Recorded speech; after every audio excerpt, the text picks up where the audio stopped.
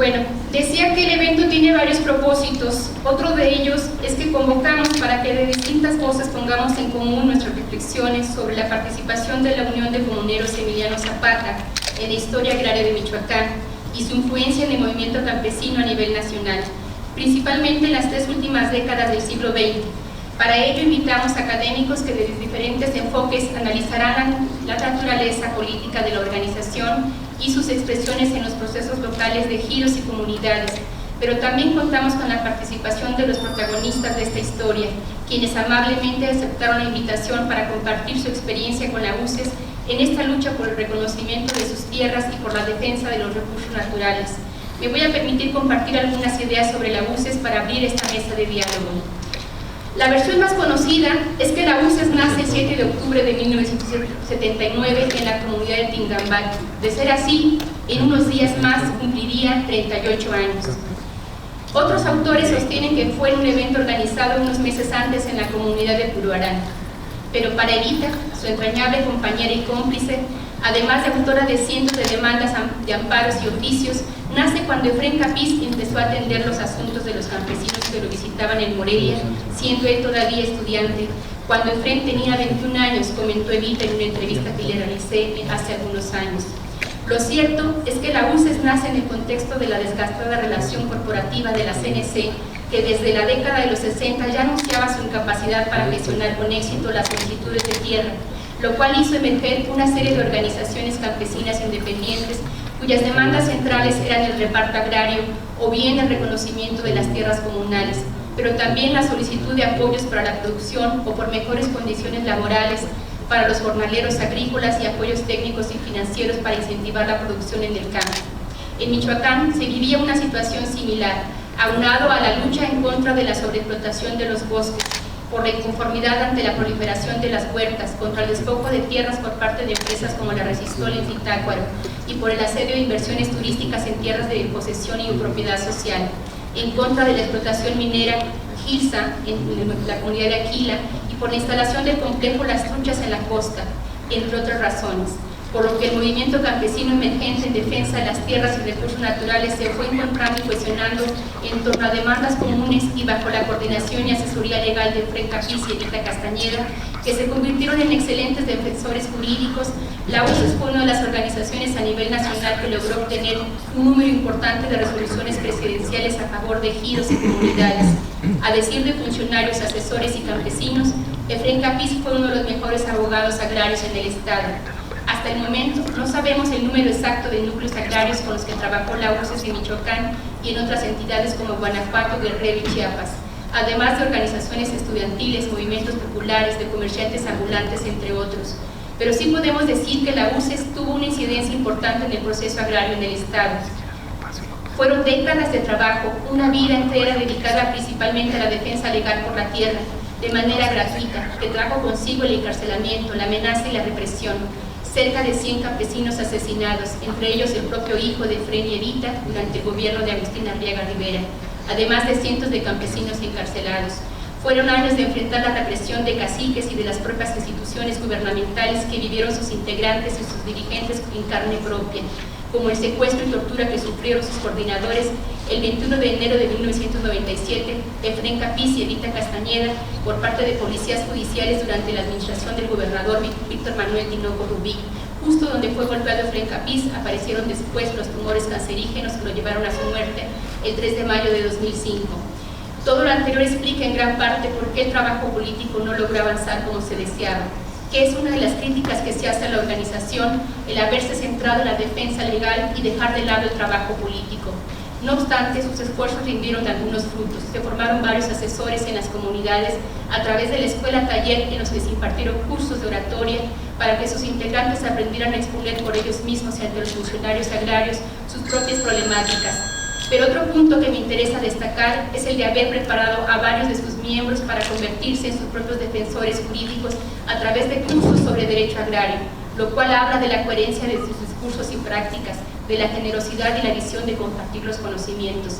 Esto es, no había un interés por el monopolio de la representación legal, no privaba el protagonismo como ahora vemos en algunos movimientos u organizaciones campesinas y étnicas, en el país y aquí mismo en el Estado de manera reciente.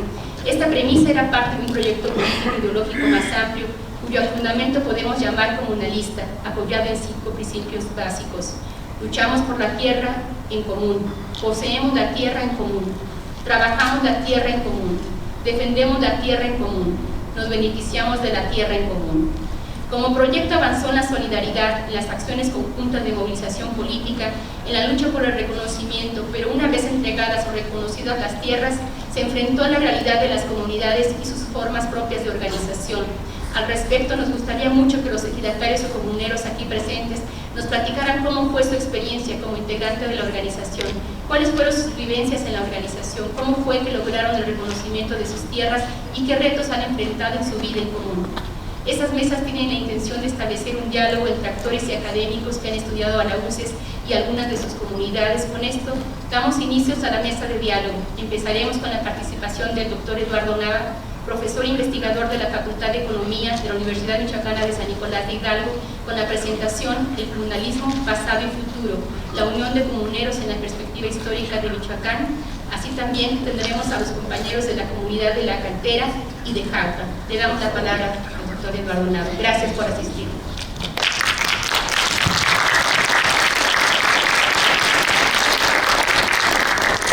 Bueno, por la cercanía que tuve con Efraín Capiz y por Eva Castañeda, es inevitable que mi ponencia esté muy impregnada de recuerdos personales y a veces relatada en primera persona.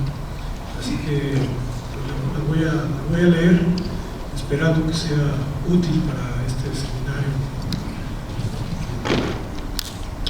Conocí a Efraín Capiz Villegas y a Eva Castañeda en marzo de 1983. Yo tenía 3 o 4 días de haber llegado a trabajar en la entonces Escuela de Economía de la universidad y me incorporé de inmediato, junto con mi entonces compañera, a apoyar a la Unión de Comuneros Emiliano Zapata. Ya en la Ciudad de México había tenido algunas referencias del llamado defensor de los indios, pero mi experiencia ya era más con grupos obreros y sindicalistas. 100% urbano, nunca había militado en una organización campesina. La primera dificultad era entablar comunicación y un lenguaje común que no era el de los militantes obreros. Aquí no había huelgas, sino solo gestión ante las autoridades agrarias y la movilización callejera por tierras. Me incorporé de inmediato entonces a lo que en la UCES se llamaba la Escuela de Comuneros Organizados, ECO, a los que no era fácil hablarles de la lucha de clases y de los conceptos como la explotación y otros provenientes del marxismo. Capiz recibía temprano en las mañanas a los representantes de comunidades y ejidos y se ponía a hacer los oficios para acudir a la Secretaría de Reforma Agraria a gestionar las demandas y darle seguimiento a los juicios de cada núcleo. Pero mientras hacía los oficios veía que los campesinos estaban afuera de su casa solo conversando o fumando y pensó que era buena idea que ese tiempo lo aprovecharan aprendiendo los fundamentos del derecho agrario y concientizándose en otras materias. Consiguió que un sacerdote diera clases de oratoria y logró que muchos comuneros pudieran defender su caso ante la SRA o los tribunales. También se dirigió a pedir apoyo a la Escuela de Economía, que un año antes había tenido un movimiento y había participado con su Asamblea General como máxima autoridad en la fundación de la Coordinadora de Universitarios en Lucha, a la que por cierto el propio Capiz le dio su nombre. La idea de fundar coordinadoras era muy clara: formar estructuras horizontales y no centralizadas ni autoritarias, como las organizaciones campesinas oficiales. La UCES, fundada en octubre de 1979, participó también en la fundación de la Coordinadora Nacional Plan de Ayala como una organización de casi 30 organizaciones campesinas regionales e independientes de las estructuras de poder y los partidos políticos. Pero sobre todo creció rápidamente en Michoacán, donde agrupó a una serie de luchas locales como las de Santa Fe de la Laguna, Sirahuén, San Isidro Altahuerta, Aquila, San Felipe de los Alzati, San Bartolo Pitareo en el municipio de Hidalgo, El Baral, Tirimilitzio en el municipio de Ario de Rosales, San Pedro Jorullo, municipio de La Huacana, Tecario, municipio de Marabatío, Jesús del Monte en Morelia, la comunidad de Guapamacatá, también del municipio de Marabatío, y la comunidad indígena de Ixtala, Tinapato, San Francisco Peribán, Guacamayas, entre otras. A pesar de que en las administraciones de Gustavo Díaz Ordaz y Luis Echeverría se repartieron grandes extensiones de tierras, estas eran de mala calidad o de plano no aptas para el trabajo agrícola. Fueron los últimos jalones de la reforma agraria en el país. Y José López Portillo llegó con una visión eminentemente empresarial, planteando el fin del reparto agrario y la modernización del campo, que en realidad beneficiaba solo o casi a la pequeña propiedad, no a los campesinos pobres. En realidad, cuando se fundan la UCES y la CEMPA, se empezaban a aplicar políticas inspiradas en el naciente neoliberalismo, lo que agudizó la lucha por la tierra en casi todas las entidades y dio lugar al surgimiento o agrupamiento de nuevas organizaciones movilizadas y que realizaban tomas u ocupaciones de tierras en los 4 puntos cardinales. López Portillo aspiraba a izar en cada entidad una bandera blanca como símbolo de que el reparto agrario se daba por terminado. Solo hizo una expropiación espectacular en el rancho El Gargaleote, propiedad del viejo cacique potosino Gonzalo N. Santos y sus hijos. Tuvo razón Jorge Cepeda Patterson, en que los conflictos agrarios en Michoacán no eran con los rancheros o hacendados tradicionales, sino con empresas capitalistas que se estaban apoderando de los recursos naturales de las comunidades. En Aquila era la empresa de Monterrey, Ilsa Las Encinas, que estaba explotando una rica mina de hierro ubicada en tierras comunales. En Sirahuén, el empresario Guillermo Arreola estaba despojando a la comunidad de terrenos para construir un complejo turístico en sociedad con la transnacional mediterránea.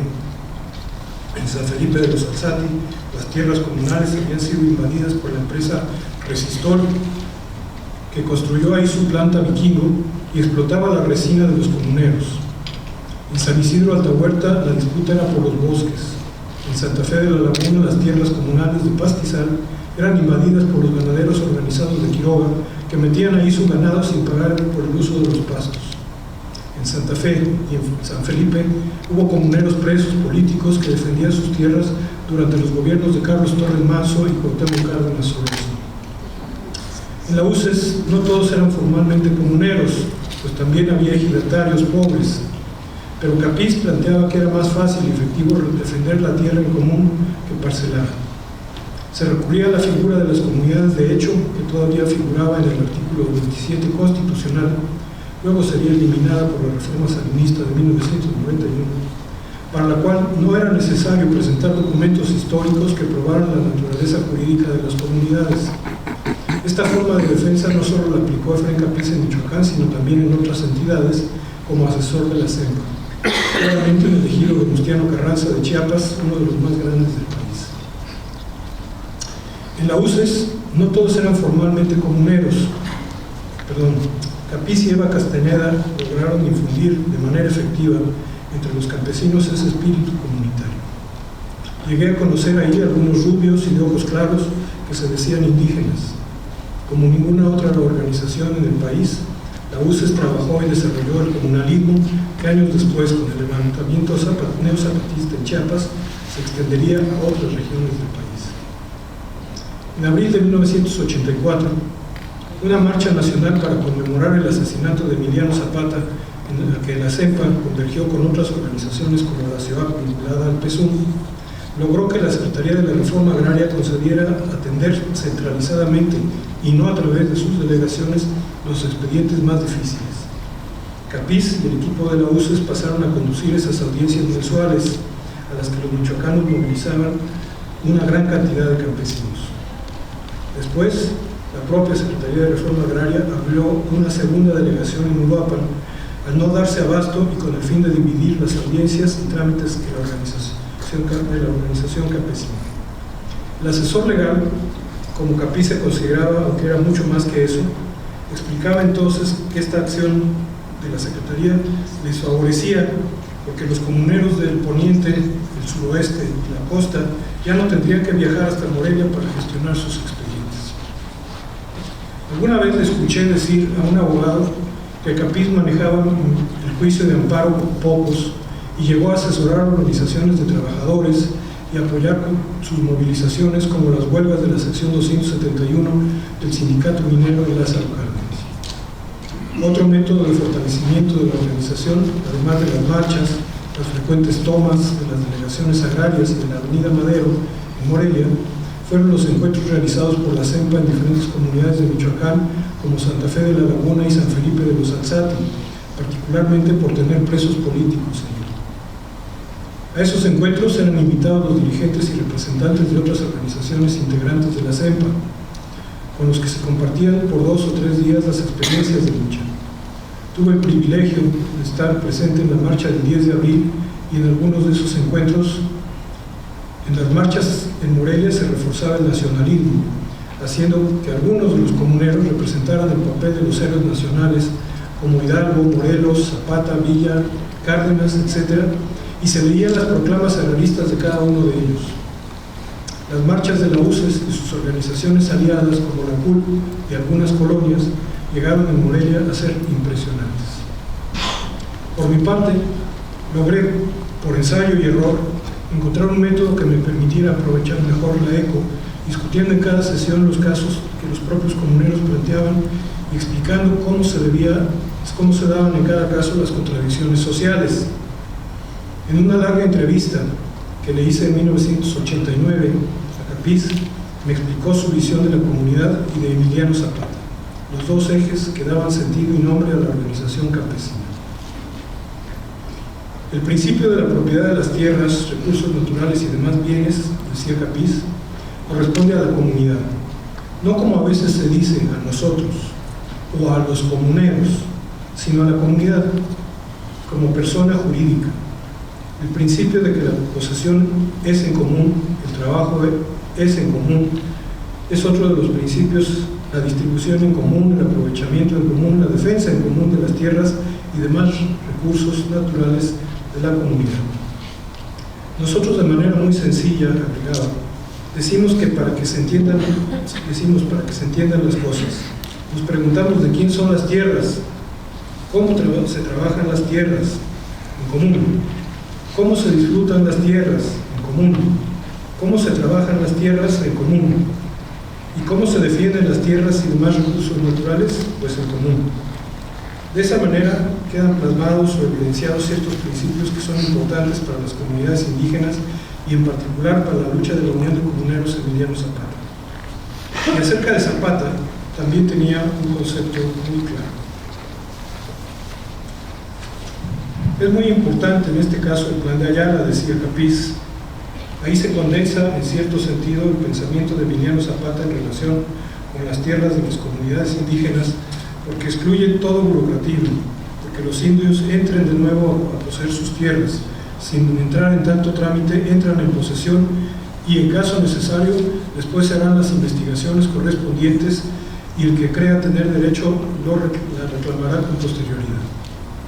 Emiliano Zapata en este caso es muy importante y sigue siendo todavía el símbolo de la lucha por la tierra, fundamentalmente de la tierra comunal, más que de la tierra para los campesinos que carecían de ella. En este aspecto es más drástico, más efectivo lo que hizo Zapata, pero lo más importante de este decreto no es por haberlo expedido, sino porque unió la práctica con la teoría, es decir, lo que decía con lo que hacía. En estas condiciones, en todo el estado de Morelos, los indios, los campesinos, entraron en posesión, recuperaron muchas tierras y entonces sí las defendieron con las armas en la mano. Por eso es que consideramos que cuando muchos estudiosos, muchos que escriben, niegan en cierto sentido la importancia de Emiliano Zapata y dicen que hubo otras gentes como Molina Enríquez y otros que profundizaron más y que conocían más, el hecho es que en Zapata se une el dicho con el hecho. Por eso es que para nosotros es muy importante la figura de Emiliano Zapata y la acción del mismo en relación con la tierra. Desafortunadamente la UCE se decidió por el tema de buscar no financiamientos oficiales para las comunidades, a lo que Capiz y Evita se oponían. Dirigentes importantes como Elpidio Domínguez Castro, Carlos Ramos Alba e Ignacio Garnica Márquez salieron de la organización para formar una nueva agrupación a la que denominaron CEMPA Michoacán. Tal vez el debilitamiento de la organización facilitó que en Santa Fe se diera el asesinato del Pidio, el de Ismael Molejo Martínez y Francisco García Martínez en Achotán, y en Aquila el de José Ramírez Verduzco, todos ellos entre diciembre de 1988 y los inicios de 1989. La represión de caciques o de pistoleros al servicio de las empresas comenzó a cobrar víctimas, como ya lo había hecho en Huerta de Gama. La reforma de Carlos Salinas al artículo 27 a fines de 1991 dificultó más todavía la lucha agraria, que se hizo más tortuosa, puso fin ahora sí al reparto agrario y creó el programa de certificación de derechos agrarios, PROCEDE, para titular las tierras comunales y ejidales y crear, como en las antiguas aspiraciones de los liberales del siglo XIX, un mercado de tierras que empero no ha tenido el éxito que los tecnócratas gobernantes esperaban. Más que comprar la tierra, los productores agrícolas han preferido alquilarlas. Al surgir en los Altos y las Cañadas de Chiapas la rebelión zapatista de 1994, que comenzó a plantear también un discurso indigenista y no solo campesino, Efrén Capiz y Eva Castañeda se volcaron a apoyar no la lucha armada, sino las demandas de tierra, pan, trabajo, salud, etc. para las comunidades. Se convirtieron en unos de los asesores del STLN para los acuerdos de San Andrés, luego traicionados por el presidente Zedillo y el Senado. Los conocimientos del derecho agrario y de la cuestión indígena que los Capiz habían trabajado por largos años les fueron de mucha utilidad en la negociación con los órganos del Estado y seguramente dejaron una huella en las formulaciones de los indígenas. La UCES, aunque debilitada después de su escisión por la represión, se incorporó también al Congreso Nacional Indígena y se alejó paulatinamente de la CEPA, que había dejado de ser la organización campesina e indígena más importante. Pero el mérito de Efrén Capiz, ante todo, fue haber instalado a las comunidades indígenas, ejidatarios y solicitantes de tierras como protagonistas y dueños de su destino en la escena michoacana y nacional. Algo que no se había logrado desde el asesinato de Emiliano Zapata y la fundación de la Liga de Comunidades Agrarias y Sindicatos Campesinos, encabezada por Primo Tapia, en la primera mitad de los años 20. Tras el asesinato de este último por el ejército en 1926, inició una era de corporatismo en donde los productores del campo quedaron sometidos al control del aparato de Estado.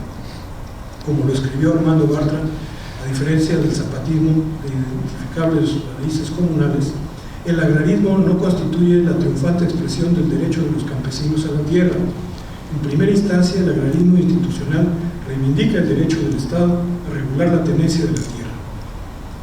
Capiz rompió con esa lógica de sometimiento y construyó una organización horizontal basada en la participación de los campesinos por sus propios intereses y con gran capacidad de movilización social. Y como lo escribió Jorge Cepeda, la UCES estaba hecha a imagen y semejanza de las comunidades indígenas. De estas trata de recuperar las formas colectivas de decisión y de trabajo, la importancia de la asamblea como órgano de dirección y el carácter impersonal de la participación. Para Capiz, la lucha por la tierra tenía un carácter eminentemente anticapitalista, pues permitía socavar algunas de las bases de la acumulación capitalista, pero sin constituir la pequeña propiedad ni combatir la cultura propia de los pueblos originarios. En la UCES, además, participaban elementos de las tres principales etnias de Michoacán, los purépechas, los nahuas de la costa sierra y los otomíes del oriente. Así, la acción de la defensa de los pueblos indígenas se desplegaba sobre dos vías: el rechazo a la política agraria oficial y la preservación de sus raíces culturales frente a la sociedad mestiza que los desprecia y margina y les arrebata sus recursos. Lejos de ser entonces una expresión del milenarismo y de conflictos que nos llegan desde el pasado, menos aún si en nuestro país la acumulación capitalista no se impuso por una vía democrática frente a la cual la lucha comunalista se proyecta a un futuro acaso no tan lejano.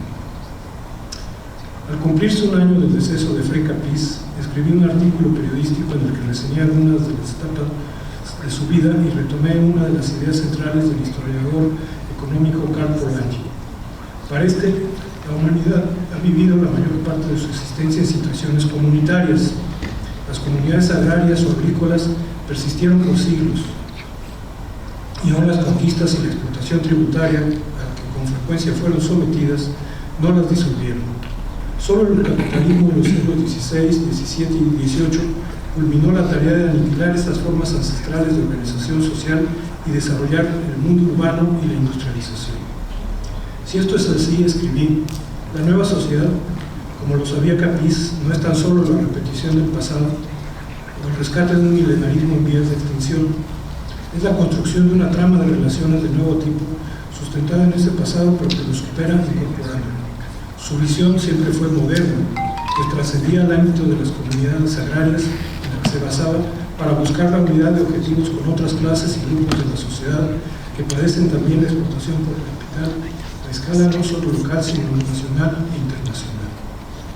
Los utopistas no elaboran sus teorías a partir de la imaginación, sino de experiencias profundas en la memoria y el imaginario colectivo de los pueblos. Y sus propuestas son siempre proyectos de futuro, no de vuelta al pasado. Las utopías de Frei Capiz, que se inscribían en esa categoría y comenzaron a materializarse en vida de él, impulsando a Michoacán y a otras regiones del país también hacia un futuro más promisorio que el que nos ofrece la terrible realidad que nos ha tocado vivir. Finalmente, debo decir que Capiz amó profundamente no solo a los comuneros, sino a su universidad también, por la que sufrió cárcel y maltratos. Hoy su archivo llega a otra institución, pero estoy seguro de que con el profesionalismo de los investigadores y archivistas del Colegio de Michoacán ha quedado a buen recaudo y que pronto podremos consultar el valioso cúmulo de documentos que él dejó para que la historia de sus luchas y las de muchos otros campesinos y universitarios que lo acompañaron pueda ser bien escrita. Felicitaciones a Colmich por este tesoro y todo lo que representa para Michoacán. Felicitaciones a todos los comuneros que nos acompañan.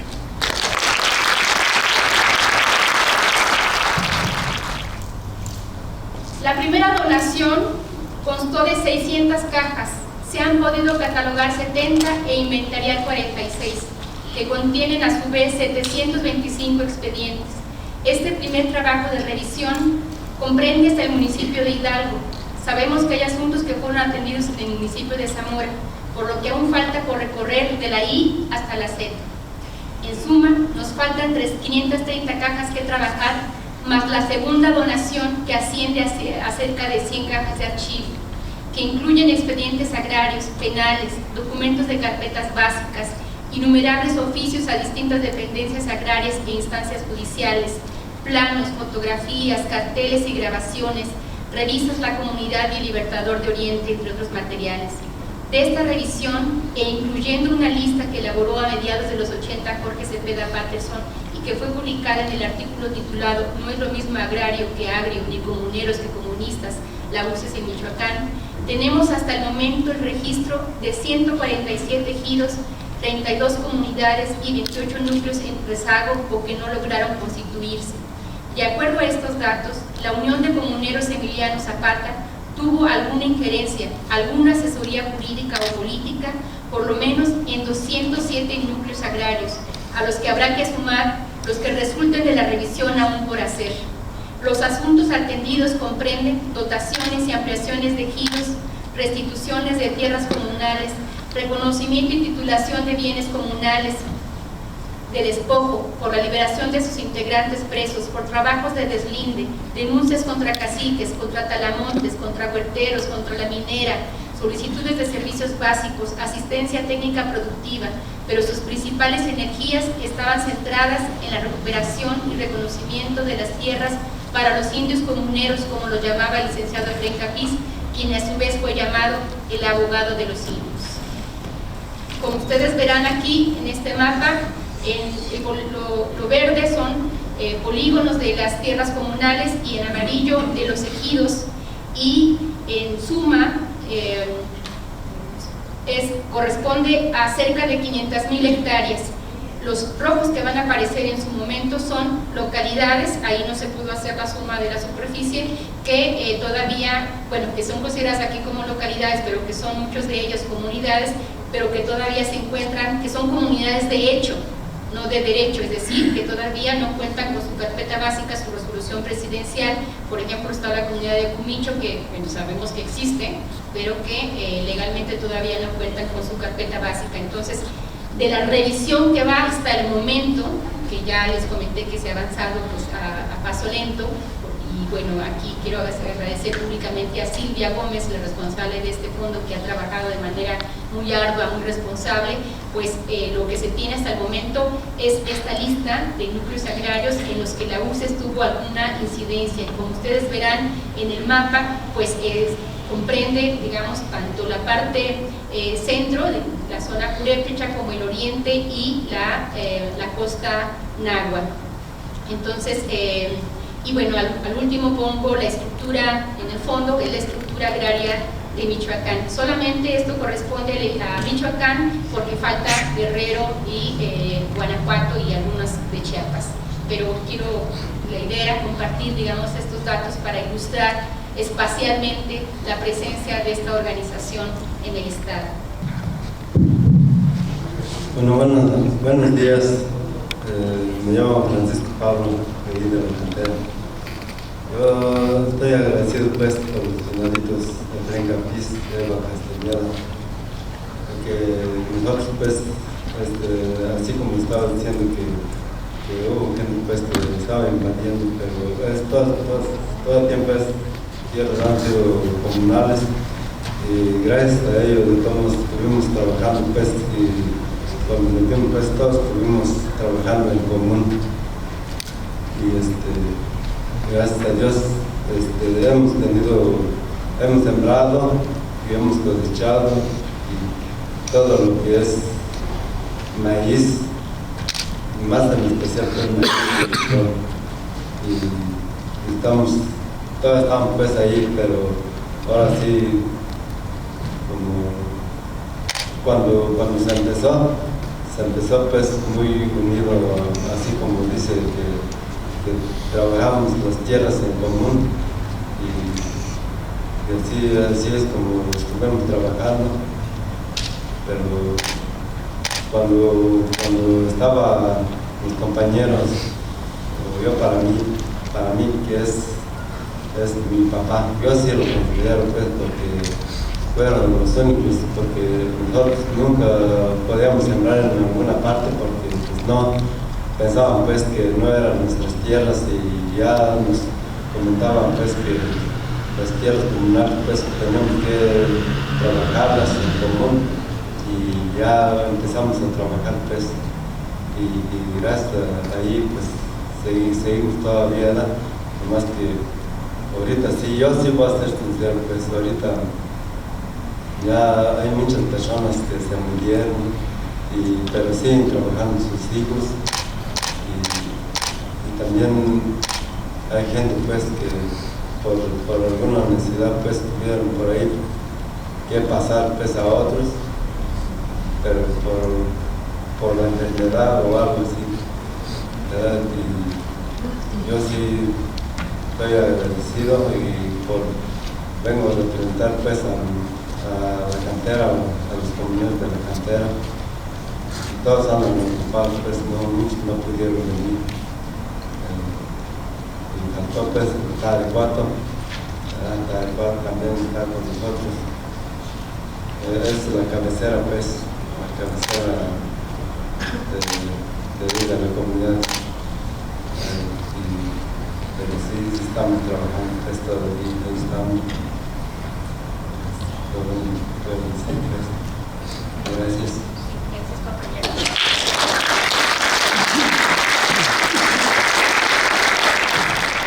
Soy de la comunidad indígena de Jauja, municipio de Querétaro. Mi nombre es Teodoro Barrera Reyes, que simplemente pues fuimos de los de la lucha en la comunidad para defender las tierras comunales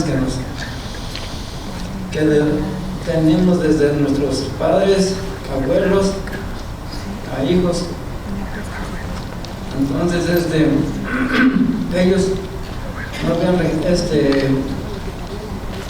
reconocido la comunidad en las como decían, en la reforma agraria. Nosotros fuimos los primeros pues que empezamos a reconocer, se dio el trámite, Se empezó como en el 80, empezamos, pero con un licenciado particular. Yo digo que era particular porque pues no seguía decir que tuviera alguna organización. Nada más que era un abogado que le había quedado ahí elegido. Entonces, como él iba a gestionar también lo de ampliación, pues allí donde enseguida lo que era de la comunidad. Entonces nos dijo que si nosotros también podíamos gestionar eso. Ya le dijimos que sí. Entonces nos iban a meter unos de elegido a la comunidad y nosotros pues no quisimos. Entonces la comunidad ya se vino tramitando ya a través del licenciado Capiz. El licenciado Capiz fue el que nos asesoró más. ¿Por qué nos asesoró más? Porque con él logramos tener la tierra. Entonces pues se resolvió a través de la documentación. La documentación nos salió ya resuelta en el 2003 o 2004, fue cuando ya se nos dio la solución a la tierra. Pero simplemente, como les decía, con el licenciado Capiz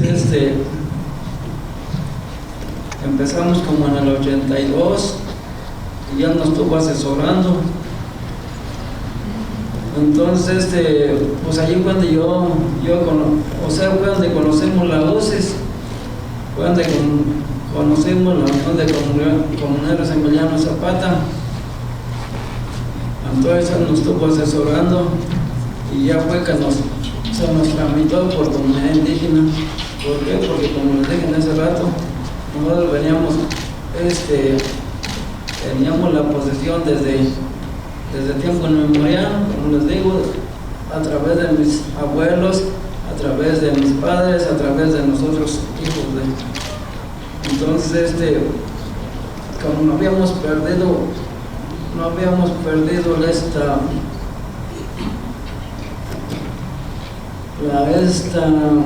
el trámite después de seguir allí. Entonces, por eso nos resolvió por comunidad indígena, porque simplemente el abogado nos decía que si nos habíamos entrado o habíamos salido algún tiempo, le dijimos nosotros aquí nacimos, aquí nos criamos y hemos venido explotando la tierra desde ese tiempo. Entonces digo, bueno, no, pues sí debe de ser una comunidad indígena. Y ya les digo, duramos como pues del 80 hasta 2002, 2003, 2004, que ya se nos resolvió. Entonces, pues yo sí le doy hartas gracias al licenciado Capiz. ¿Por qué? Porque él fue el que nos sacó nuestro problema adelante. Enseguida pues también nosotros, porque no dejamos la posesión.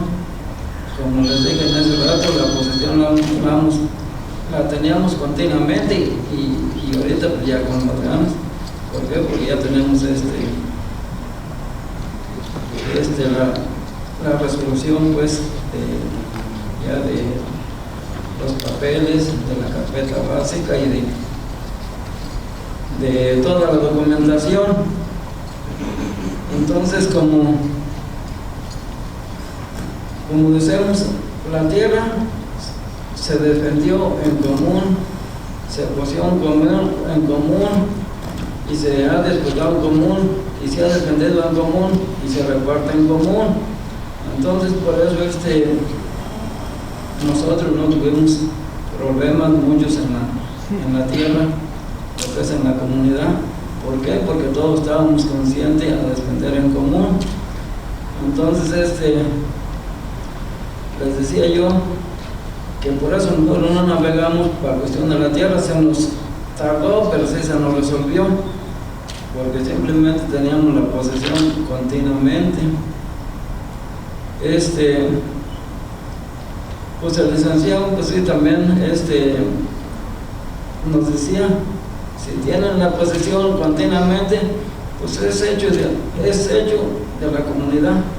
Entonces por eso nos representamos antes todavía por hechos de la comunidad, no por ya reconocida.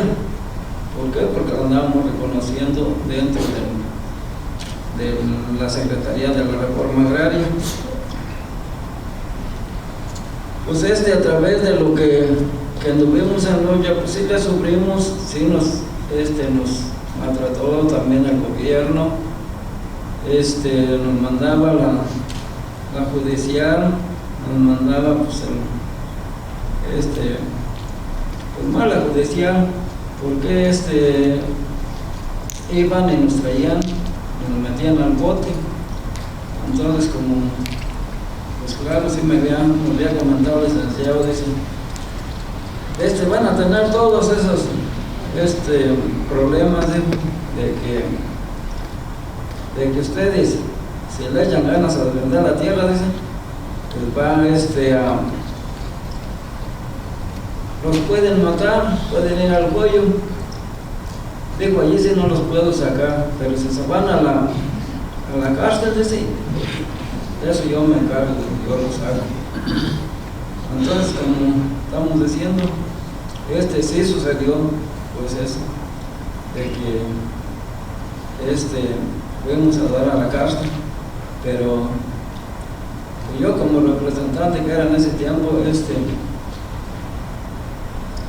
pues dice que me llevaron y que porque andaba, tenemos monte, tenemos bosque, y ya me agarró la judicial y me dijo, anda hasta hablando en monte.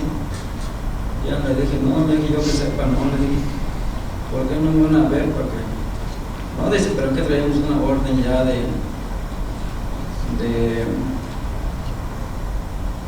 aprehensión para ustedes. Dijo, pero más tú, ¿por qué? Porque tú eres el representante. Sí, le dije, yo soy el representante. Entonces sí me llevó y ya me llevaron allá. Y no, pues que sí, tenían pues la orden de aprehensión, todo eso. Y ya duré 3 días, ya me sacaron la declaración.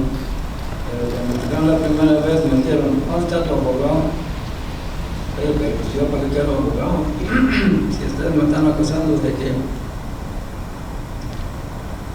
que me estoy robando el monte, pues yo no, ni modo de aprenderme con un abogado. Le dije, ustedes no me dijeron que me aprendía con un abogado.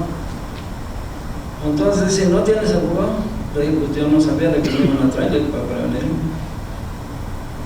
Nomás que también pues a licenciado ya le habíamos comentado de todo eso, y enseguida nos habían mandado llamar en la Procuraduría Agraria también, ¿no?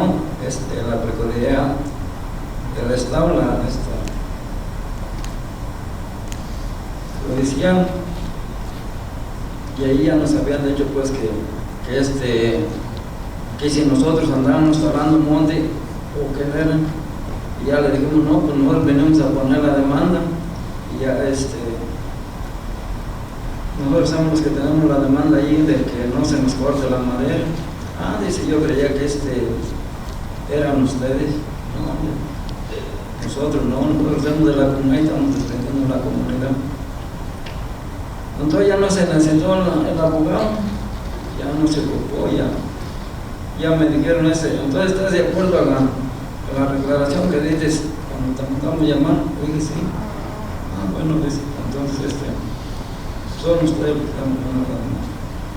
Sí, nosotros somos los que la ponemos, nomás que como pues a lo mejor no la voltean ahora para nosotros, pero no estamos poniendo la demanda.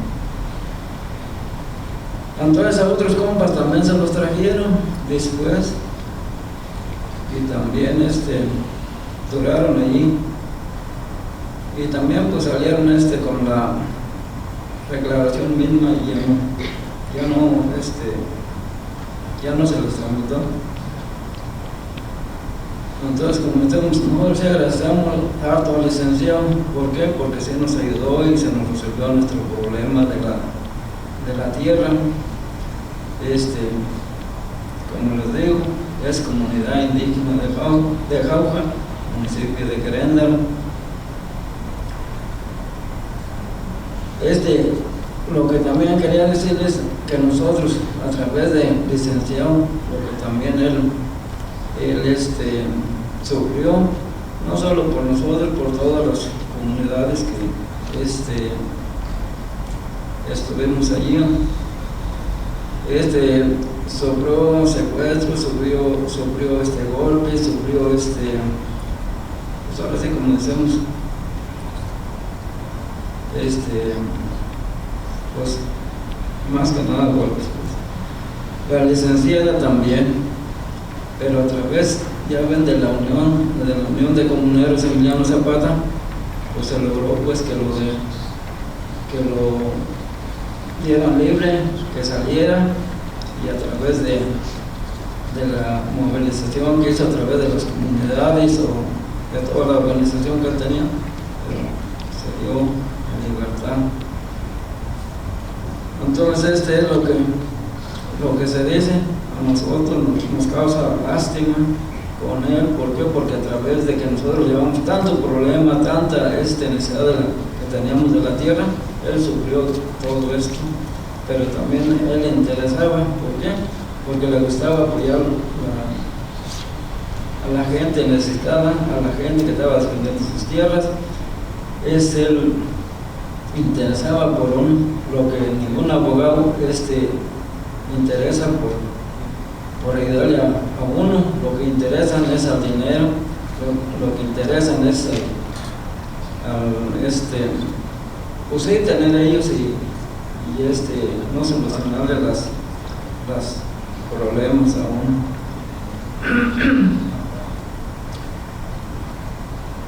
Pues yo les diría que lo que es la UCE y uno, pues van juntos trabajando, luchando por sus tierras o por sus problemas que tengan. Él nos decía, la tierra no se compra ni se vende, con la vida se defiende, y es lo cierto, es lo que decimos, a nosotros nos quedó muy claro. ¿Por qué? Porque simplemente, como decimos, si no hubiera sido a través de ser conscientes, de ser de que la tierra no se compra ni se vende, con la vida se defiende, entonces para nosotros sí nos quedó muy, muy claro.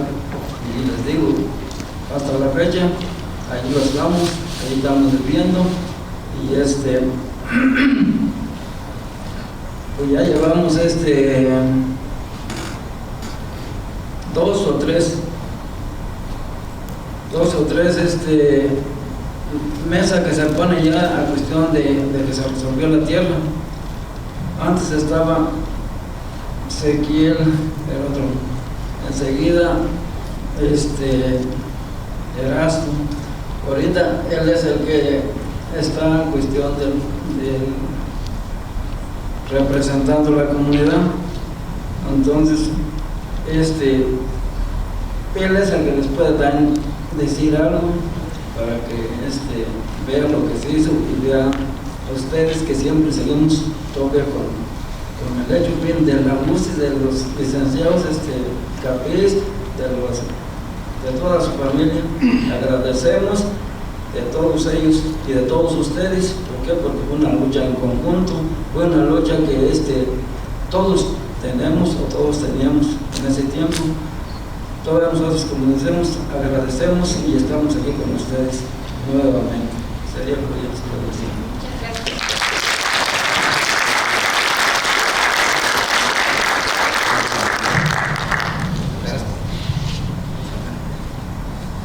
Pues buenas tardes a todos. Mi nombre es Federico Luna. Ahora, como dijo el compañero, yo soy el representante de la comunidad indígena de Jauja, municipio de Querétaro. Como dice él, pues sí, hubo mucho sufrimiento para lograr lo que ahora tenemos. Así, pues gracias al licenciado Efraín Capiz, a la licenciada Evita Castañeda, como él dijo, estamos agradecidos con todo, porque ahora, pues, ya tenemos menos problemas que como los que había antes. Ahora es un poquito ya más diferente y pues seguimos trabajando en común, defendiendo en común. No hemos perdido las costumbres, como él dice, desde los antepasados. Seguimos luchando igual y pues un agradecimiento a los licenciados que hicieron todo este esfuerzo por nosotros acá, los campesinos o las comunidades, que pues ahora vivimos un poquito mejor. Y pues yo quisiera que un gran aplauso para ellos. Aquí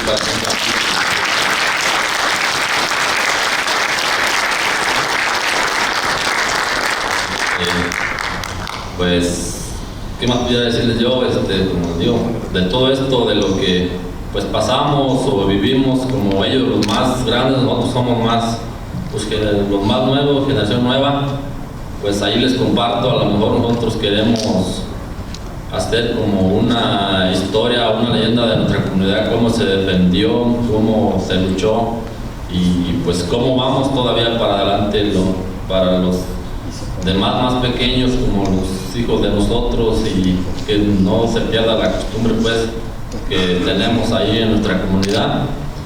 Y pues andamos en eso de hacer como una leyenda para que pues no se pierda todo esto, que como ellos pues más grandes y de ellos más por los demás más para atrás, de ahí está como ellos, todo lo que comentaba, lo que pasaron, todo lo que se luchó, y pues nosotros que somos más nuevos, pues de ahí vamos aprendiendo, y nos queremos que los más pequeños, los hijos de nosotros, pues sigan siendo pues lo mismo, trabajando en común y luchando en común.